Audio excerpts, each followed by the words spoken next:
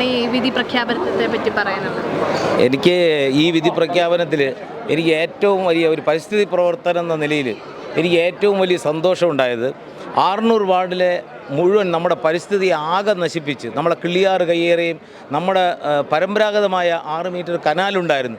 ആ കനാൽ വരെ കയ്യേറി ചവറിട്ട് നശിപ്പിച്ച് ധൂർത്തും അഴിമതിയും എല്ലാം നടത്തിയ ആർന്നൂർ വാർഡിലെ CPM കൗൺസിലർ വലിയശാല വാർഡിൽ BJPയോട് പരാജയപ്പെട്ട ആ ഒരു വാർത്ത ഒരു പരിസ്ഥിതി പ്രവർത്തനം എന്ന നിലയിൽ എനിക്കിന്ന് വളരെ വളരെ ഒരു സന്തോഷകരമായ ഒരു ദിനമാണ്.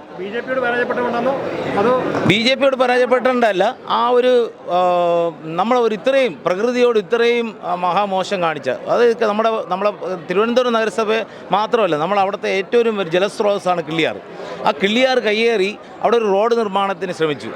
മാത്രമല്ല, നമുക്ക് 6 മീറ്റർ കനാലുണ്ടായിരുന്നു പരമ്പരാഗതമായിട്ട്. അത് ആർന്നൂർ വാർഡിൽ അത് മൂടുകയും വെള്ളപ്പൊക്കമായി, ആർന്നൂർ വാർഡിനെ വെള്ളപ്പൊക്കത്തിലാക്കി.